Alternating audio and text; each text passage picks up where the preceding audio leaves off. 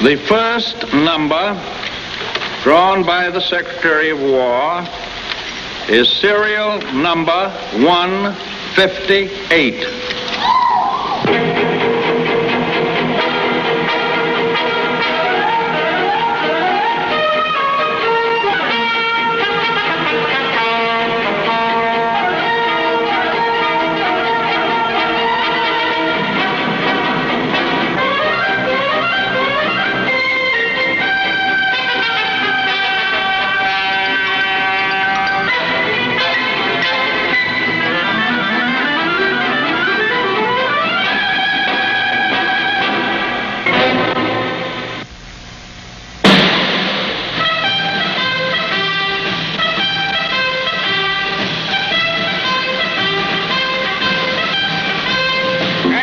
And overalls, muskets, beans, and bugle calls, rifle practice, daily drills, canvas tents and CC pills.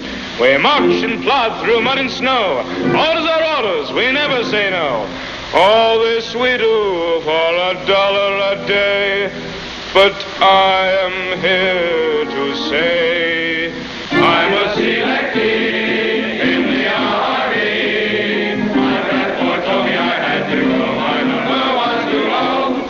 Selectee in the army. I'm not here for a solid year. I'm glad that I am here for I am living in the outs of the army made for mine. Here comes the story, remain the same. I'm a selectee in the army. I'm glad my country called on me that I'm a selectee.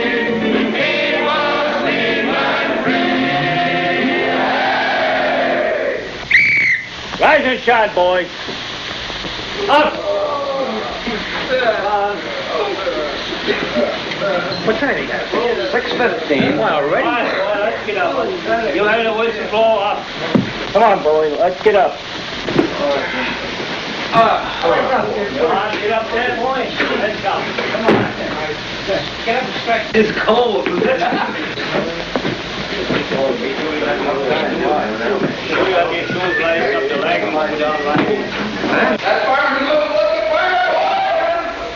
January 1941. An army barracks somewhere in America. Hardly the place, it seems, to begin a story of greatness. None of these men is born great. None is seeking greatness.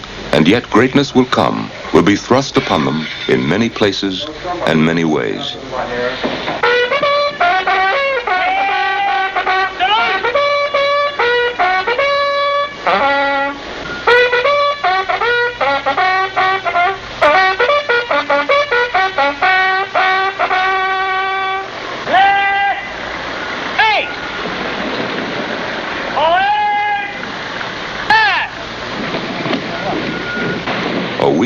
A month, a year ago, G.I. Joe was just plain Mr. Jones. Now he is serving his country for $21 a day, once a month.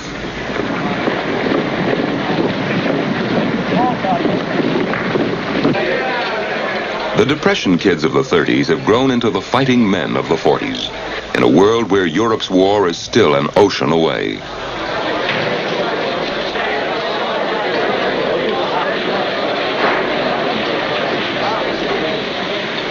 G.I. Joe knows little, cares less, as he lives by the golden rule of Army life.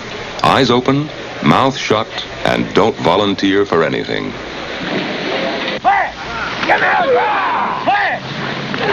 He drills and does as he is told, counting the days until his hitch is up and he is O-U-T out. Right! Hey! Right! Hey! About! Hey! Great! Press! Attention! 1, 2, 3, 4. 1, 2, 3, 4. 1, 2, 3, 4. 1, 2, 3, 4. 1, 2, 3, 4. 1, 2, 3, 4. 1, 2, 3, 4.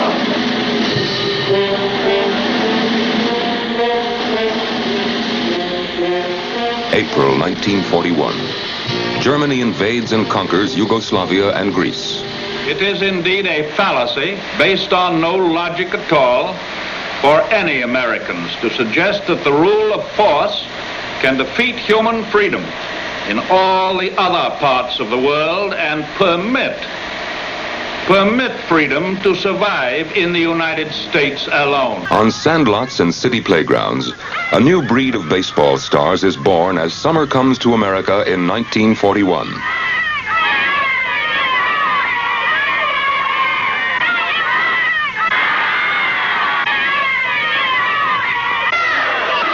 Kids are kids, fun is fun, and who cares really about Hitler's boasts and Tojo's threats?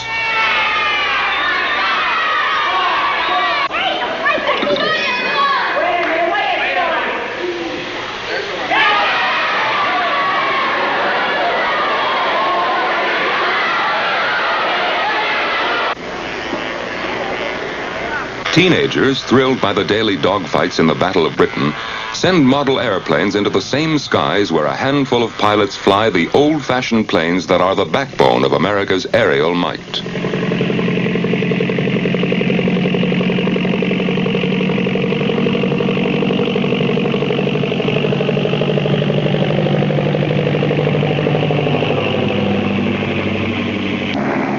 In June 1941, the United States has all of 2,500 military aircraft, while Germany's Luftwaffe boasts of 20 times as many.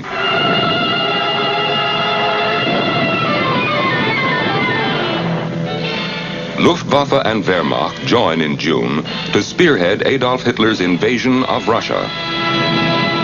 Nations and lands that were 10 years ago safe by virtue of the mere fact of distance, hundreds and even thousands of miles away from possible aggression, have today actually been overrun by mechanized conquerors.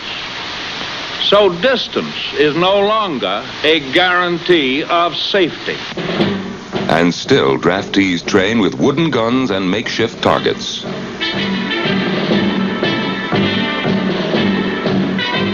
Flour sacks for bombs, empty beer cans for ammunition, and Adolf Hitler, master of the European continent. As for G.I. Joe, he is in many ways having the time of his life. At servicemen's canteens, celebrities like Bob Hope, Dinah Shore, Vice President Wallace do KP, while food, fun, friendship are on the house. Night after night, the best in entertainment. It's really a pleasure for all the people in our profession to come down here to entertain you boys because, number one, you're perhaps the greatest audience in the world. We always get a great reception and we have a lot of fun playing to you. And without much more ado, I will do the dance.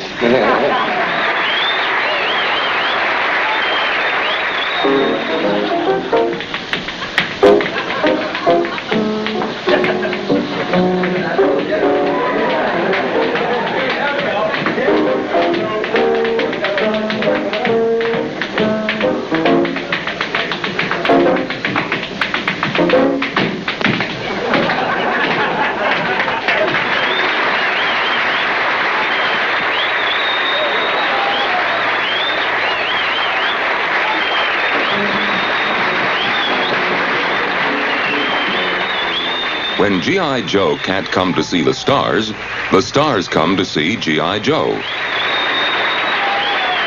In a prison cell, a dreary place, sat a prisoner who committed a sin. The warden said, "You have 1 hour of grace." He says, "Okay, pal, send it in." May I introduce to you one of the greatest entertainers that we have on the stage today. A big, big hand for Bill Robinson. Come on, let's give him a big hand. Come on out here. There he is, Bill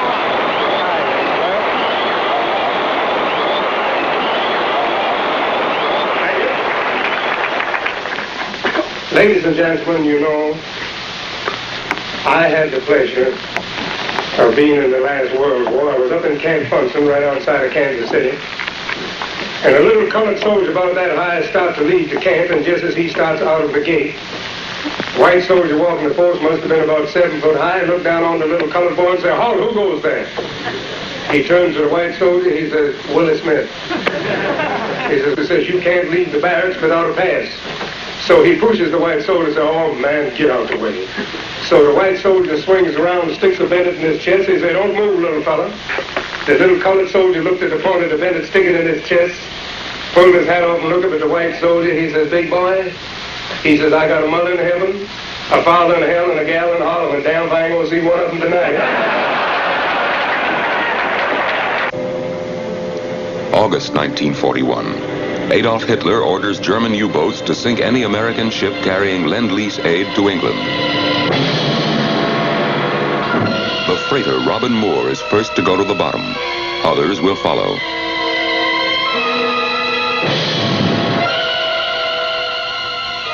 In October, a U.S. destroyer is torpedoed and 10 American sailors die. Then, for a day, a game, an inning, and an out, Americans forget war and rumors of war. The World Series, 9th inning, 2 out and Brooklyn leading as Tommy Henricks strikes out and Mickey Owens misses the ball. The roof falls in on pitcher Hugh Casey as Charlie Keller keeps the rally alive and the Yankees, trailing 4-3, go on to win the game and take the series.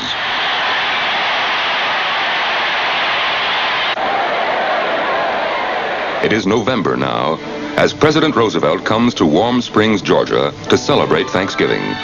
Cares and crises are put aside, as America, at peace, finds much to be thankful for. Thanksgiving it may be, but for many a GI, it's just another day on KP. A week later, on the first Sunday in December, wives, girlfriends, families come to camp to visit and make plans for Christmas 1941. GIs killing time, read or play checkers, while the jukebox blares Chattanooga Choo Choo on a lazy Sunday afternoon.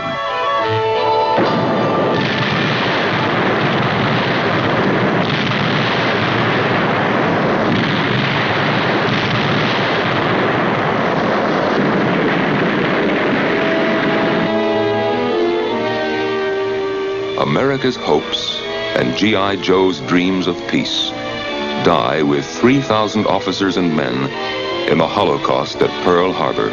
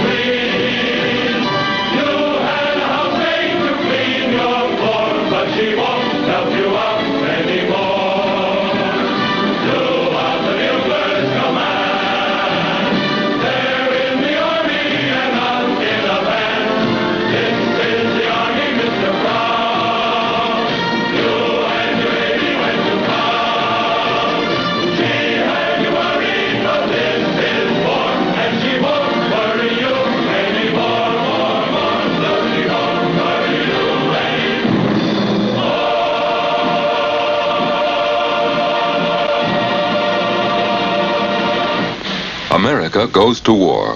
The farm kid from Kansas, the bank clerk from Chicago, the butcher boy from Philly.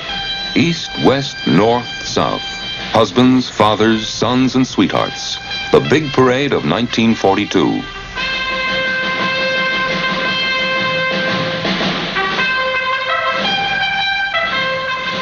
"12 million American men will come or be called, a little afraid, a little bewildered, a little uncertain about serving their Uncle Sam. Boys will become men, soldiers, sailors, Marines, G.I. Joes, the small-town hicks and the big city slickers.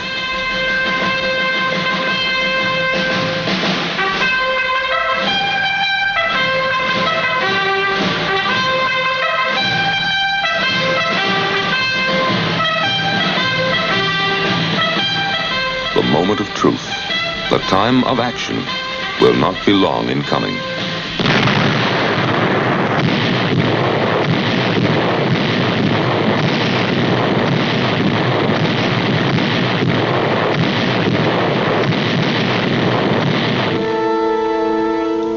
August 7th, 1942. Somewhere in the Pacific. 8 months to the day since Pearl Harbor. H hour is near, and G.I. Joe is on his knees. Yea, though I walk through the valley of the shadow of death, I will fear no evil, for thou art with me.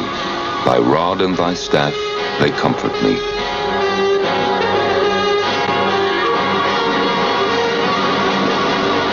From transport to landing craft, goodbye for now, and perhaps forever.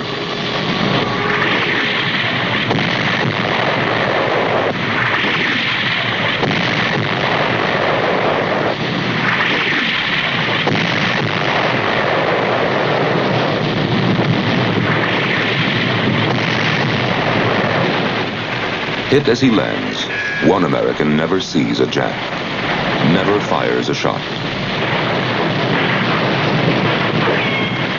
Amid the fury and the fighting, the wreckage and the sniper's bullets, the greatness he did not seek comes to G.I. Joe.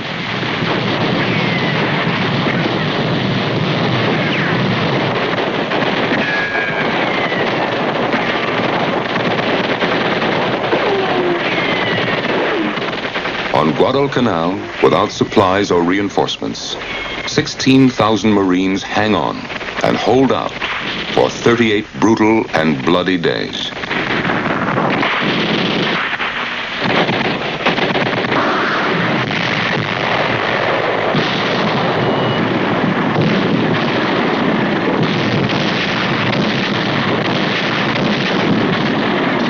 Play ball! On the home front, America goes to bat for her men overseas.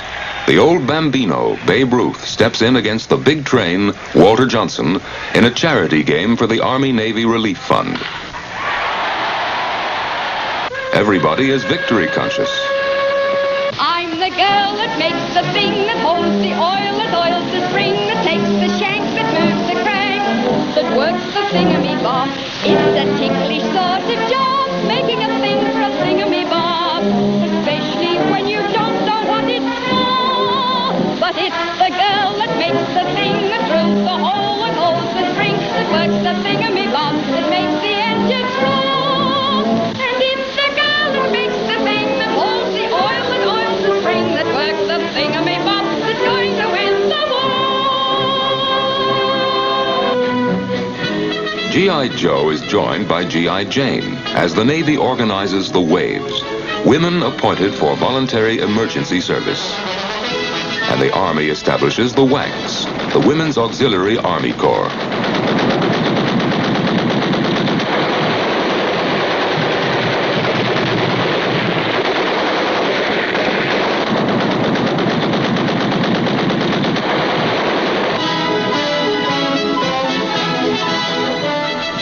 Hollywood does its part too, sending out its prettiest and most popular stars to sell war bonds by the millions.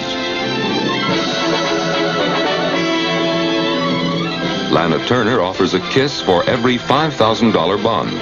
75 kisses, $375,000 in a single day.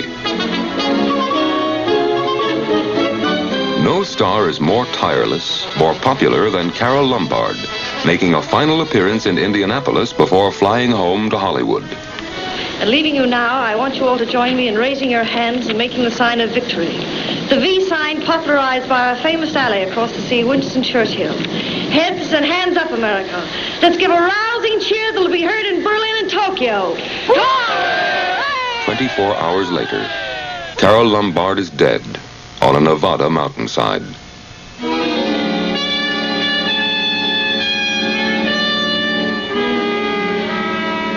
Other Americans are falling on far-off Guadalcanal, where death is now an everyday thing.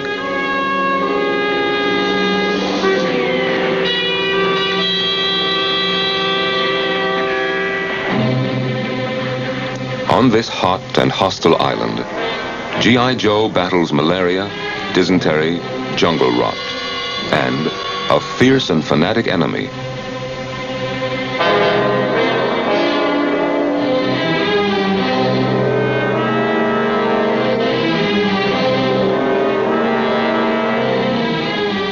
For 6 months, he fights this dirty, ugly war, sweating and stumbling, cursing and charging, attacking and advancing.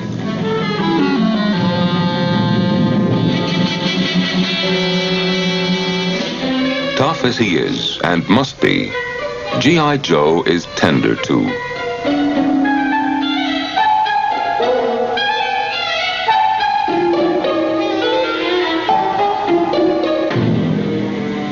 Finally, victory, complete and absolute, comes on Guadalcanal.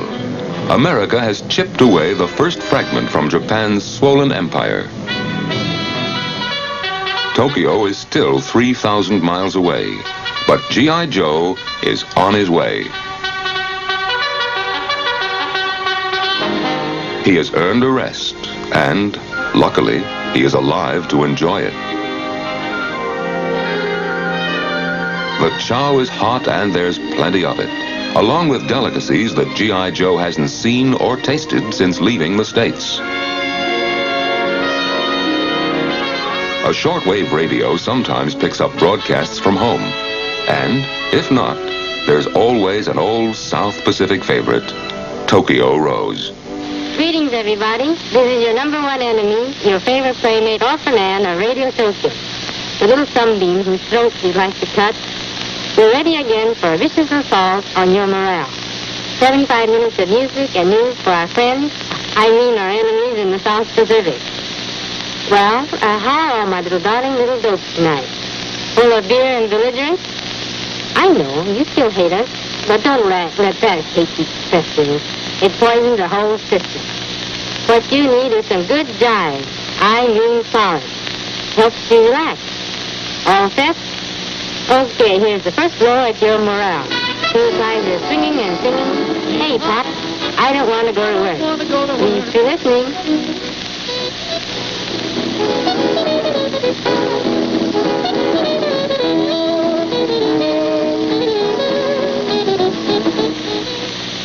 That's all for now, enemies, but there'll be more of the same tomorrow night. Until then, this is Orphan Ann, your number one enemy, reminding you, G.I., always to be good. Goodbye now.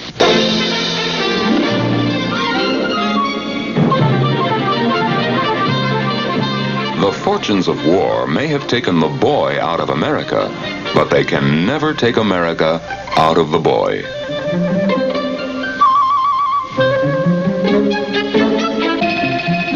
Bottoms up.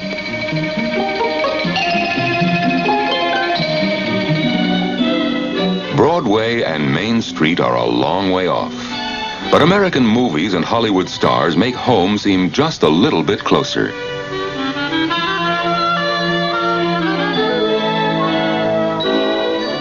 Great as she is, Judy Garland takes second place to a most unlikely hero with a most improbable name.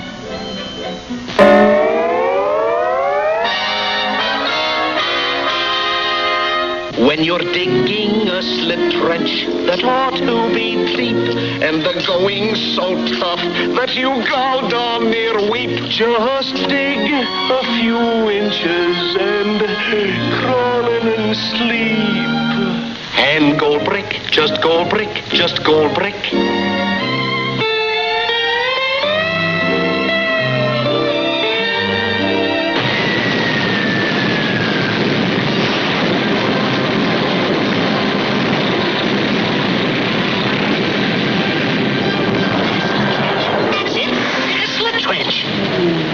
Just dig a few inches and crawl in and sleep.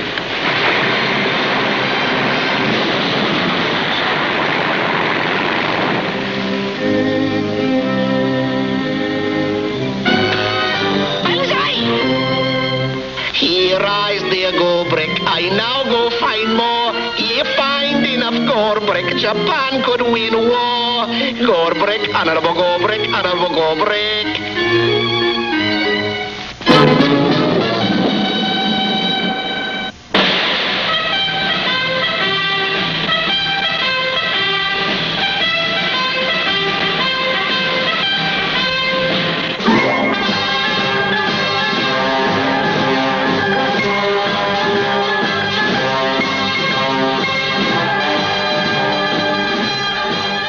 1943.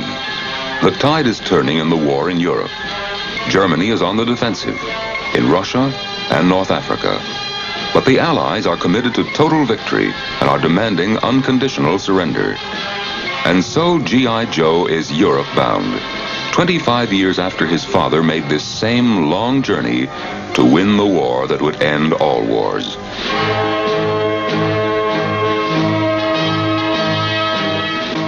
Cramped, crowded.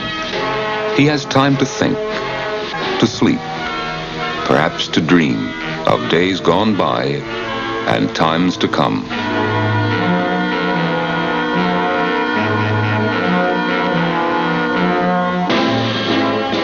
By September 1943, G.I. Joe has fought his way out of North Africa, across Sicily, and now he is firmly entrenched in the toe of the Italian boot.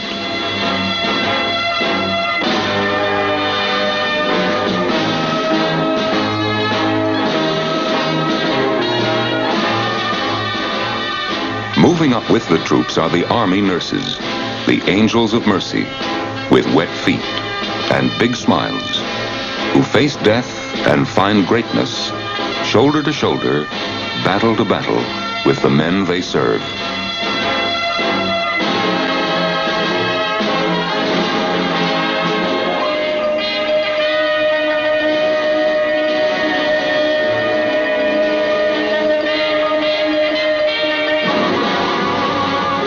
On the rocky slopes of Italy, G.I. Joe fights his forlorn, forgotten war, struggling forward, northward.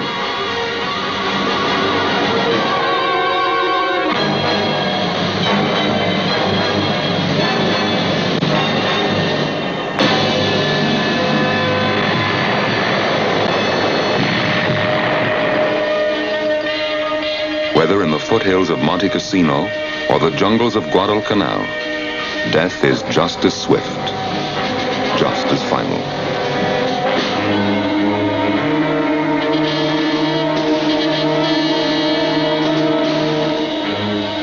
For those who live, who plod on and slog forward, there is a loneliness, a despair, such as none but G.I. Joe can ever know.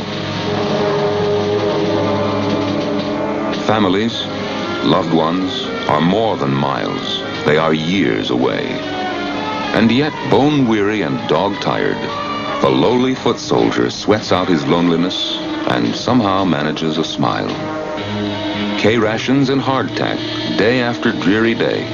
Thanksgiving, Christmas, Easter. Who is to say that each of these men has not, in his own way, found a true measure of greatness?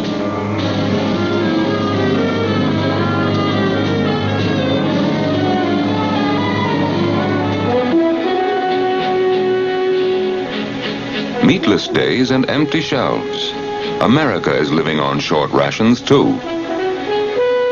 Families are counting their coupons, figuring their points, as meat and butter, sugar and canned goods come under OPA control. 16 points per person means 2 pounds of meat a week, when and if you can get it. And so Americans find substitutes, change menus, and make do. Housewives and homemakers live by the numbers, stretching their precious points as well as their budgets, giving up blue stamps for canned goods and red stamps for fresh meat.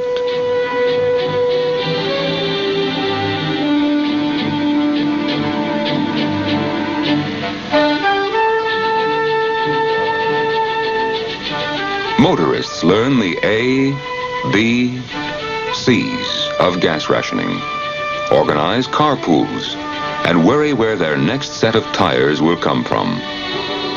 In Sheep Hills, New Jersey, a man named Claude Haberstadt comes up with what he thinks will be the perfect answer: wooden tires.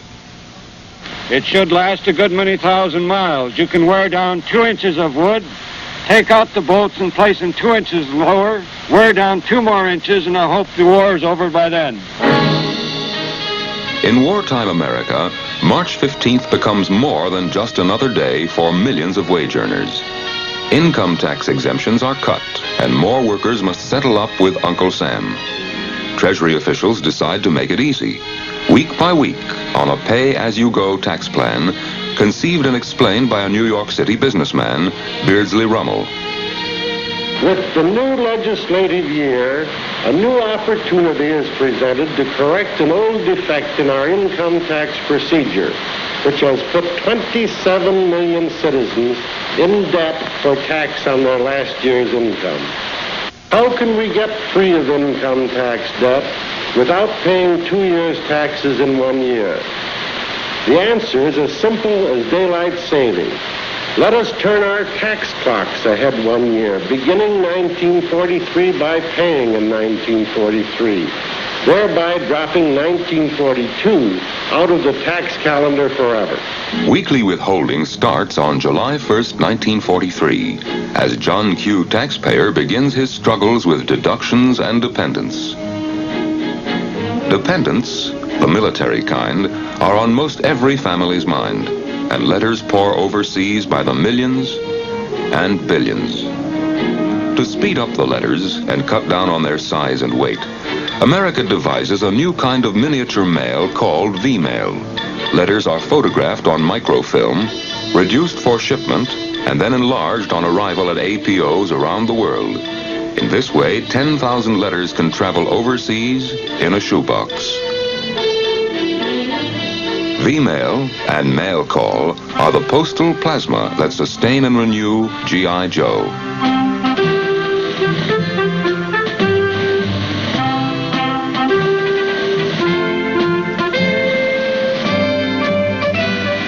The news may be good or bad, but at least it's news. And reading it, G.I. Joe feels a little less lonely, a little less forgotten. And though Mom and Dad, Mrs. and Sweetheart, cannot get to see him, G.I. Joe gets to see and to hear stars and celebrities he never dreamed of seeing and hearing in civilian life. The Gary Cooper who cuts up in the South Pacific is a far cry from the bashful cowboy of Hollywood legend.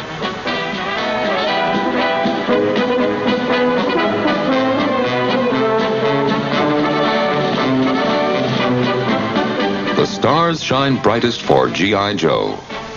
Joey Brown. Ladies and gentlemen, we want peace.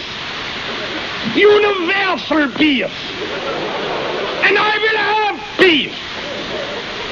Piece of Sweden, piece of Norway, and a piece of Czechoslovakia. Birds do it. Bees Carol Landis. do it. Even monkeys in the trees do it. Ah, let's do it. Let's fall in love.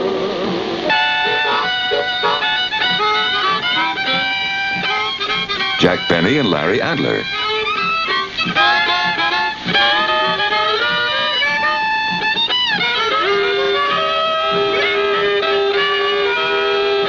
Get this.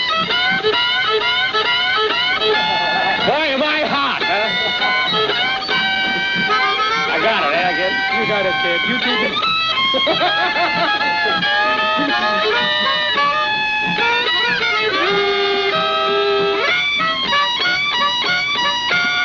Get this. No love, no nothing. Martha Tilton. Baby comes home, no sir, no nothing. As long as baby must roam, I promised him I'd wait for him till even Hades froze. I'm lonesome, goodness knows, but what I said still goes. No love, no nothing, and that's a promise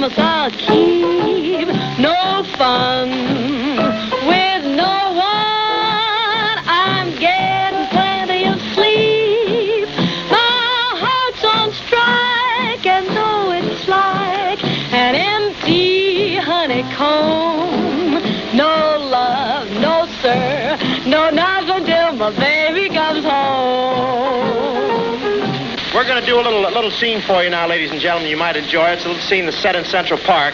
Shows a boy and a girl walking through the park. I play the part of the boy. The irrepressible Bob Hope. Well, some night, Some night, some park, some park, some moon, some moon, some bench, some bench, some grass, some grass. some dew. I don't.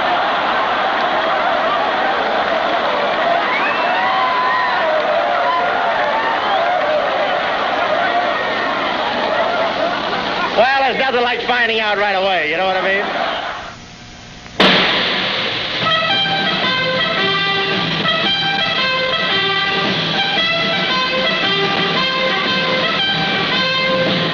Man your battle station.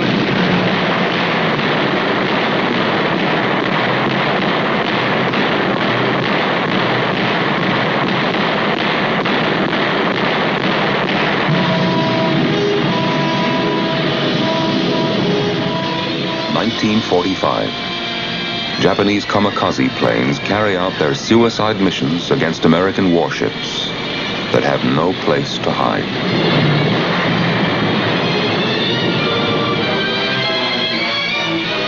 On March 19th, the carrier Franklin is gravely wounded off the Japanese coast and writes a saga of greatness destined to live forever in American naval history.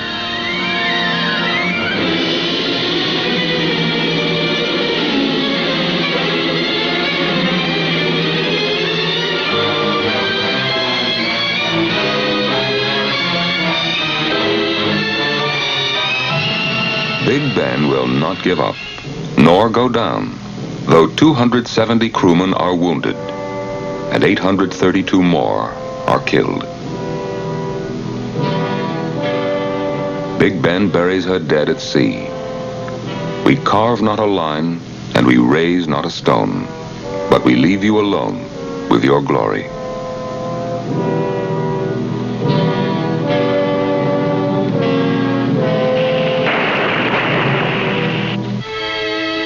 Many a son will never see his father again.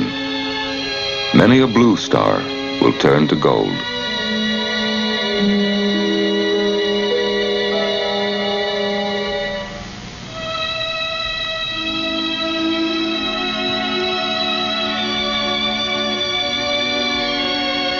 And many a prayer will be offered up for the safe return of G.I. Joe.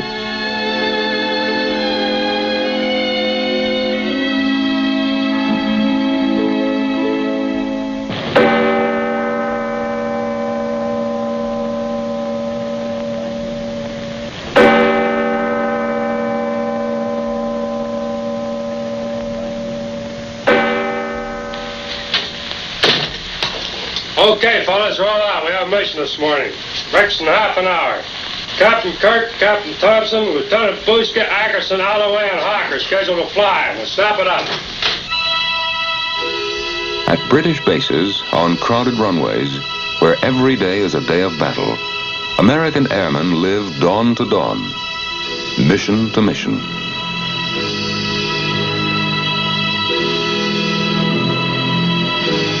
All of England seems to throb and shudder as the American aircraft lumber into flight.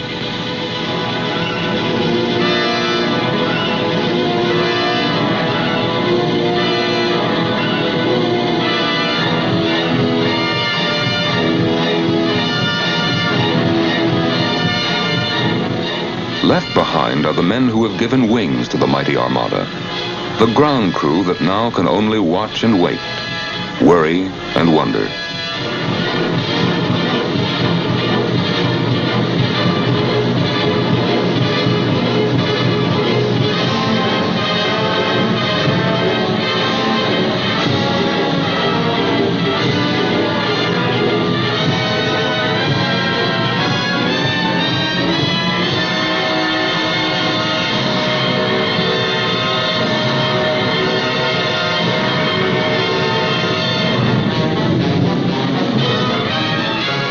Nazi resistance is crumbling on the ground, but it remains as murderous as ever in the air.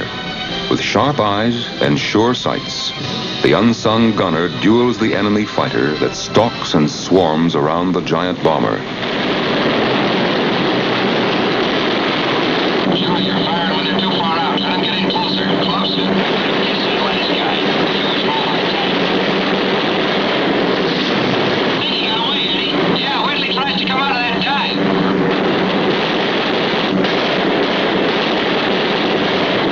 Knocked down another one. Not all that fall are German aircraft.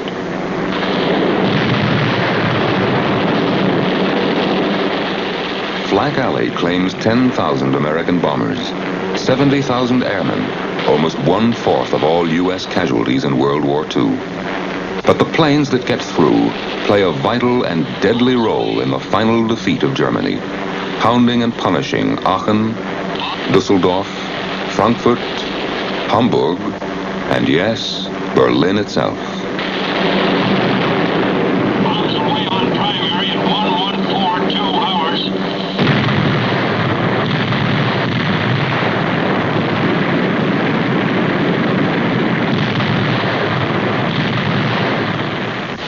Out of the aircraft that blacken the skies over the Third Reich, there also comes a new kind of G.I. Joe, an airborne G.I. Joe, jumping the Rhine and spearheading the final assault on war-ravaged, war-weary Germany.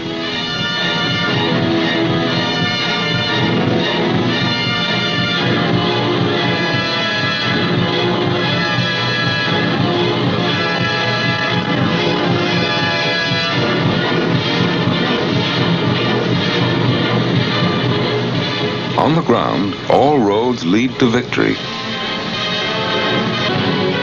Cologne falls. Surrender talk is in the air. Mile after mile, town after town, G.I. Joe comes and sees and conquers and leaves his calling card.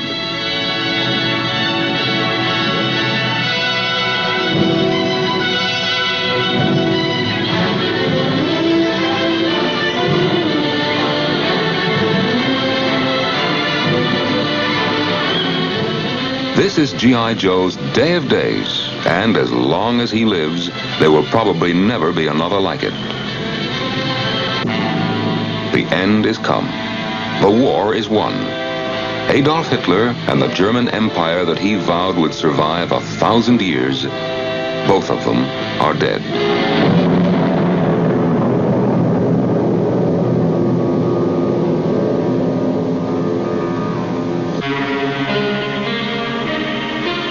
The architect of victory in Europe, Dwight David Eisenhower, speaks now of that momentous time. On May 8, 1945, the remaining parts of Hitler's forces surrendered to me at the Allied headquarters in Reims, France.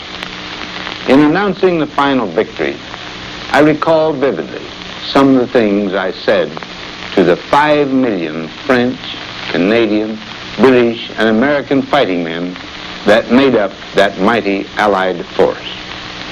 Today, as I look back on those stirring times, I can repeat the same words, change only enough to make them applicable to all American men and women who served in all theaters of World War II.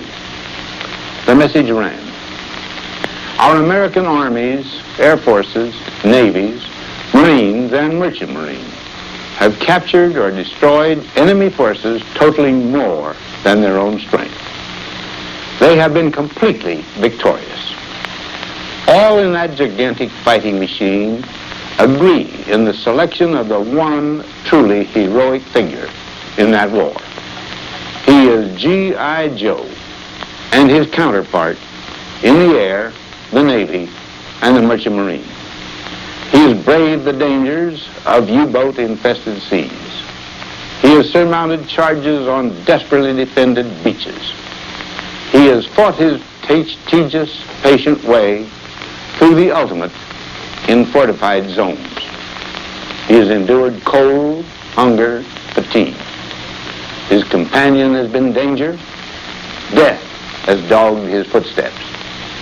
He and his platoon leader have given us an example of loyalty, devotion to duty, and indomitable courage that will live in our hearts as long as we admire those qualities in men.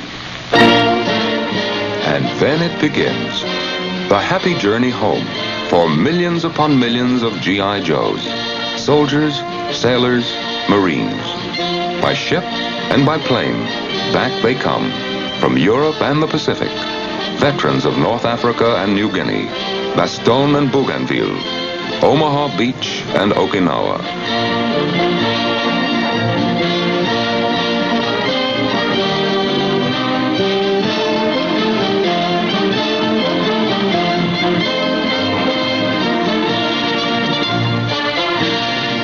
Their job is done. Their crusade ended. Their holy mission accomplished. America's freedom is preserved.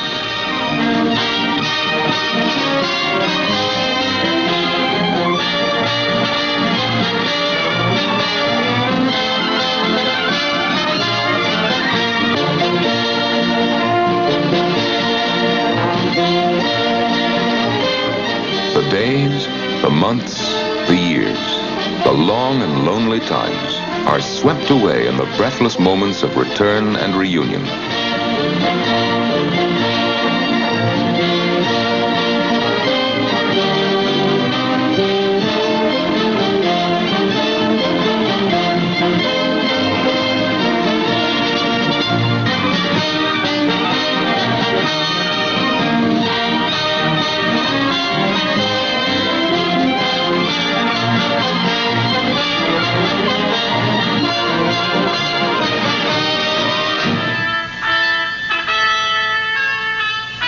Anzio, Bataan, Saint-Lô, Iwo Jima, places they had never heard of, known, nor cared about. They went there, and they died there, and now they are home, wrapped in their country's flag, and cloaked in their eternal greatness.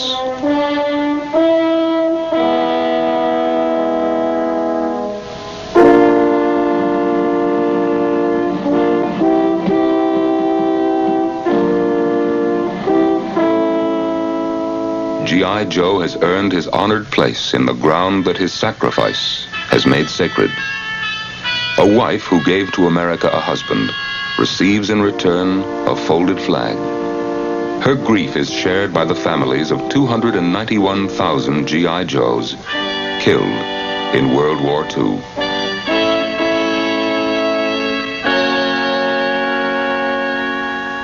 The dead and the living become part of America's heritage of freedom. The descendants of the farmer who laid down his plow to win our independence, the frontiersman who battled to the death at the Alamo, the rough rider who scaled the heights at San Juan Hill, the unknown soldier who fell at Chateau Thierry. They were and are and must forever be America's greatness. When peace comes, when war is over, G.I. Joe takes his discharge papers, his ruptured duck, and his mustering out pay, and goes happily back to what he was doing 1, 2, 5 years ago.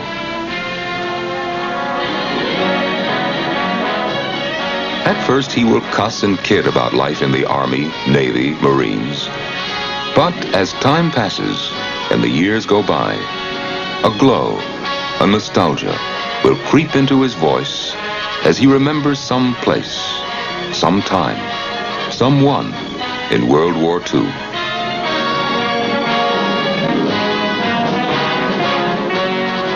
And so our story ends in 12 million different places and in 12 million different ways. G.I. Joe is once again just plain Mr. Jones, home with his duffel bag and his memories. The world has changed. America has changed. He has changed. And none of them will ever be the same again.